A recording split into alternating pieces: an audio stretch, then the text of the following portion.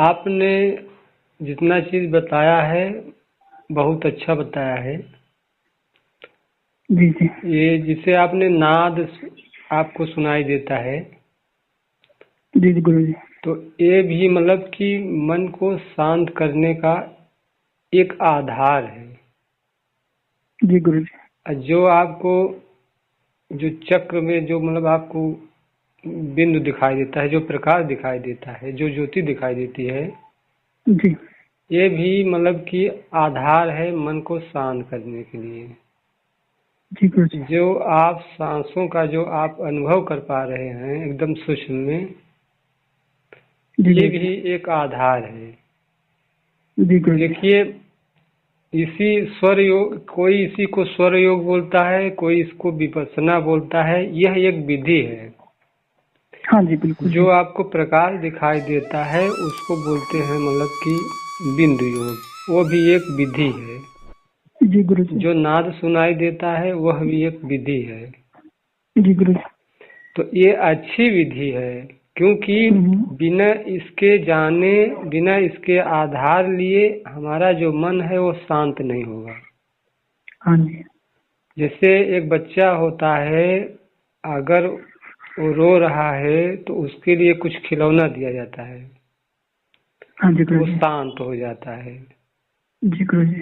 तो देखिए, जब तक किसी साधक को अनुभव नहीं होगा तो उसको आनंद नहीं आएगा।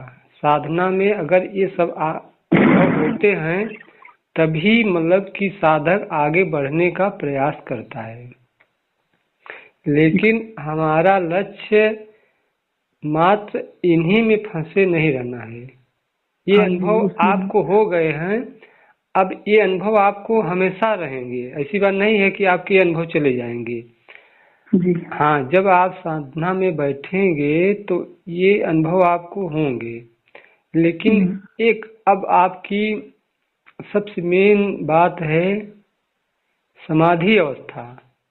आपने जो बात बोली बताई है कि एक ऐसी अवस्था आती है कि वहाँ पे सांस का भी अनुभव नहीं रहता है, कोई विचार भी नहीं रहता है, एकदम शून्य अवस्था। बिल्कुल शून्य होता है, सिर्फ हल्का हल्का सा एहसास रहता है। हाँ हाँ अगर वो भी जब जब मैं अपना मस्तिष्क यूज करना चाह रहा हूँ, वहां हाँ। पे एक इच्छा तो होती है, वहां पे मन बीच में आता है कि थोड़ा सोचो देखो एक्चुअल में हो क्या रहा है।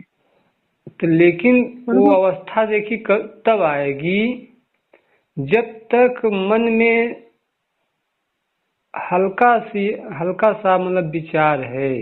यानी हमको सांस देखने का विचार, हम्म बिंदु देखने का विचार, नाद सुनने हम्म का विचार जब तक है तब तक मान लीजिए कि अभी हम पूर्ण रूप से समाधि में नहीं प्रवेश कर पाए हैं।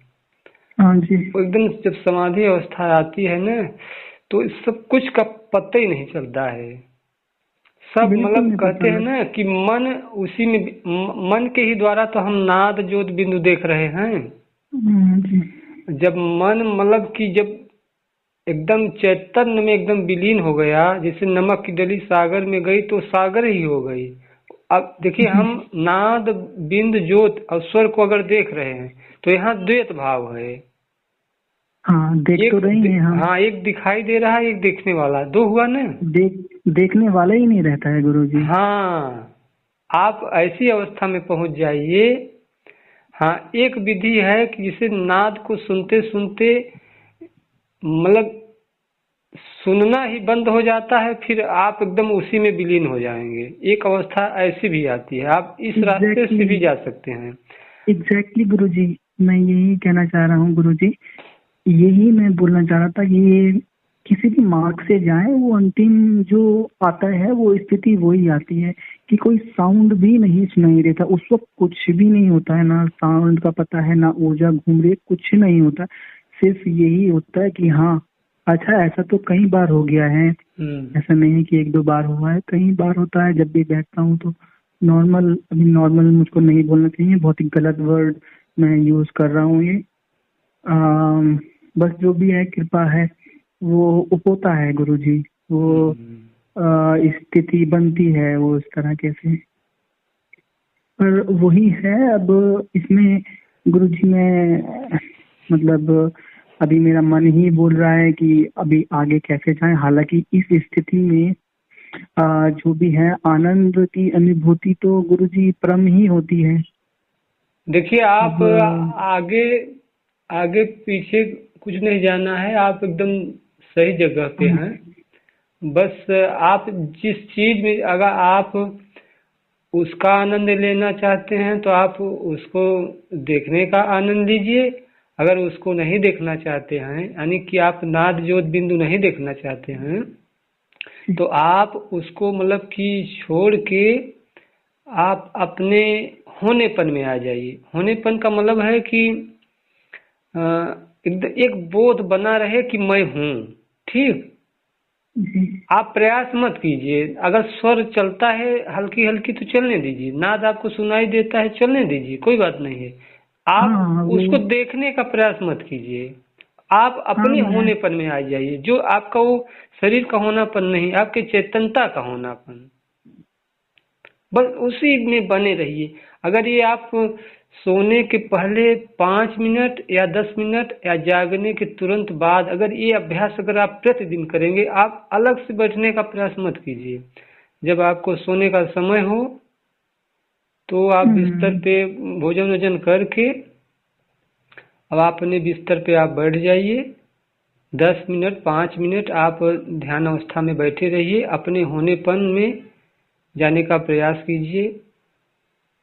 हल्की हल्का पहले आप शुरुआत में सांस को देखने का प्रयास कीजिए। ठीक, हाँ, सांस को आप जब देखेंगे, पहले गहरी लंबी सांस लेंगे एक बार, फिर दोबारा उससे छोटी, फिर उससे छोटी, उससे छोटी, छोटी छोटी करते करते एकदम शून्य पॉइंट पे उस सांस को आप पकड़ के रखिए।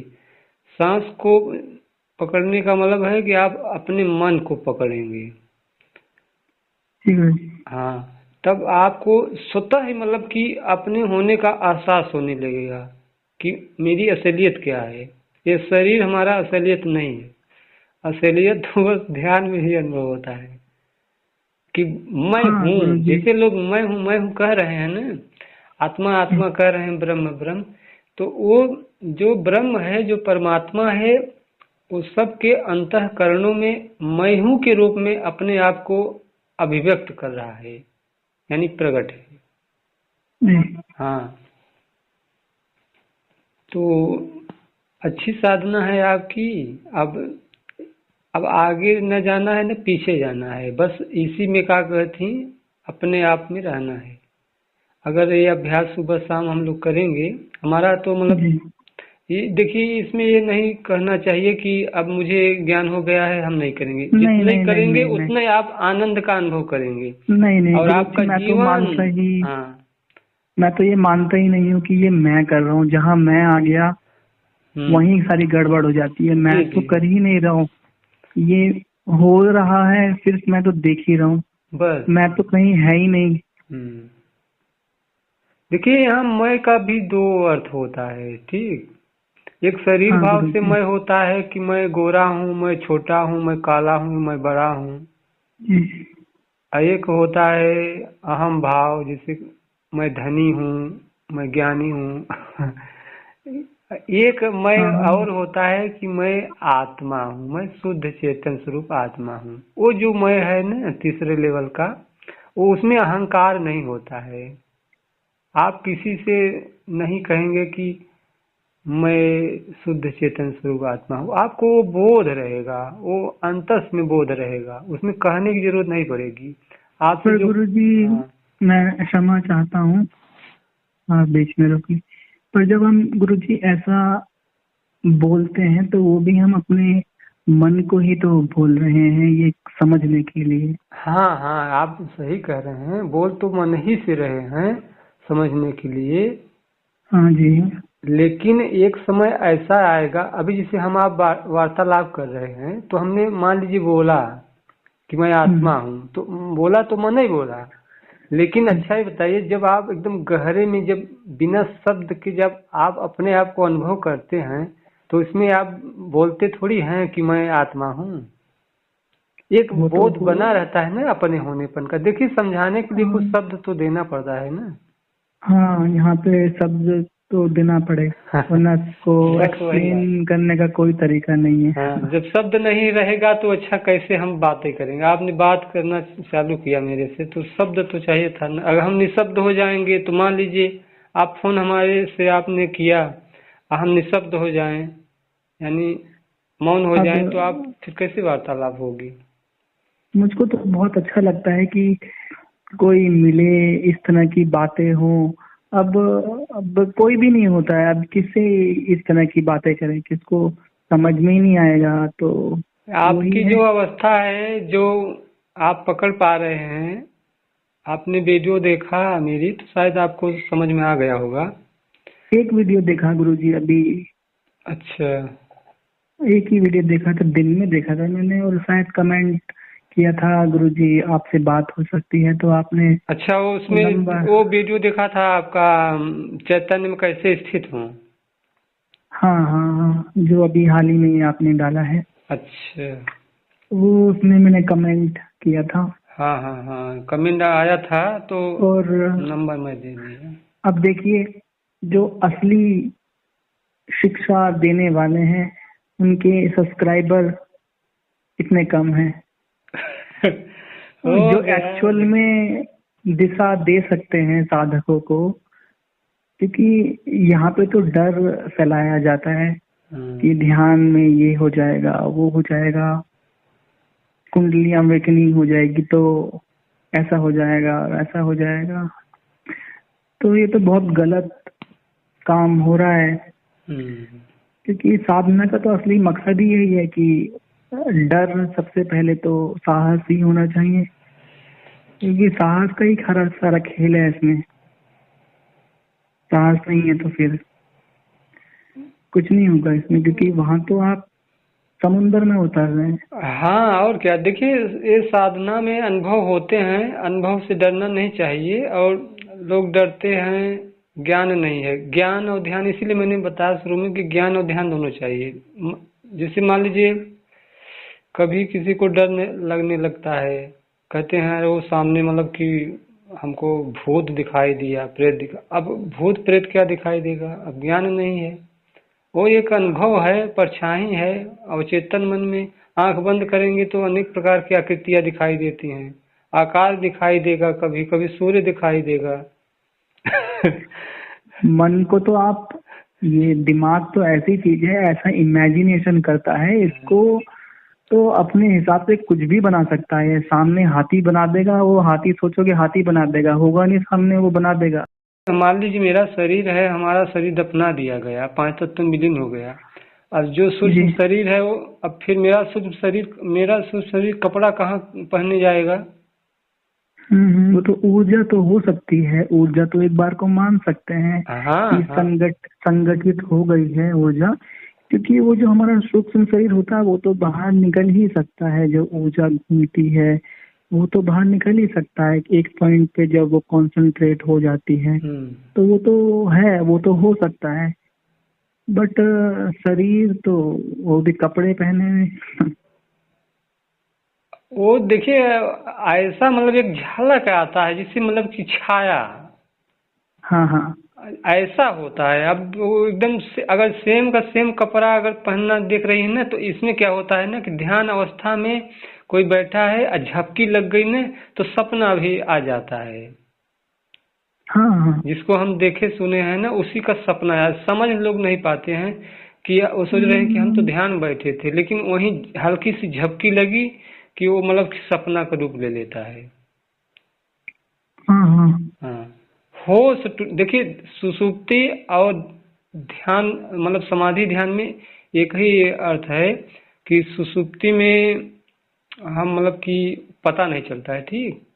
और समाधि जो होता है, जो ध्यान बोध होता है, होता है, उसमें एक होश बना रहता है। हल्का सा बोध होता होश है। टूटा तो तुरंत वो सुसुप्ति का रूप ले लेता है, नींद का। और उसी में सपना आ जाता है, तो लोग सोचते हैं कि हमने ध्यान में मतलब इसको देखा। ये सब देखिए पकड़ नहीं पाते हैं, बहुत सूक्ष्म विषय है, थोड़ा थोड़ा बहुत पकड़ में आना चाहिए। बहुत बहुत सूक्ष्म होता है, बहुत सूक्ष्म। हाँ, इतना मतलब कि तुरंत चेंज हो जाता है ना, कि ध्यान में बैठे हैं इतना जल्दी चेंज हो जाएगा सुसुप्ति में ना कि पता ही नहीं चलेगा। देखिए आप कभी आप ध्यान में बैठे होंगे, आपको एक जब सुसुप्ति में आप चले जाते हैं ना, तो एक झटका लगता है आपको, तो फिर आपको होश आ जाता है। उसको आप पकड़िए, वही क्यों झटका लगा, वो ध्यान में हम जा रहे, मतलब कि नींद में जा रहे थे। और जैसे नींद में आप जाएंगे तो गिरने लगेंगे, तो आपको झटका लगेगा, तो फिर आपके अंदर चेतना आ जाएगी, तो फिर आप अपने सूक्ष्म में आ जाएंगे, मतलब कि समाधि में आ जाएंगे। हाँ जी, ऐसा होता है। वो एक एक जब कोई ध्यान में जब बैठता है ना, तो एक एक पॉइंट पूरा क्लियर होता जाता है कि ये नींद है कि ध्यान है कि समाधि है। नहीं नहीं, उसे देखिए, ध्यान और समाधि नींद में तीनों में अंतर है। ध्यान ध्यान में द्वैत होता है। ध्यान जिसे आपने कहा कि मुझे नाद सुनाई दे रहा है, तो ये ध्यान है, मतलब मेरा ध्यान कहाँ है, नाद पे है, मानी मेरी सुरती नाद पे लगी है। जी, हाँ, मेरा फोकस नाद पे है, तो यहाँ द्वैत है। ध्यान में द्वैत होता है। समाधि में मतलब हम द्वैत से अद्वैत में आते हैं। हाँ, वहाँ पे दो बचते ही नहीं है। हाँ, लेकिन एक सूक्ष्म बोध रहेगा। हाँ, अपने होने का वो रहता है कि हाँ कोई है, जी, बस ये रहता है। आपको बहुत बहुत धन्यवाद।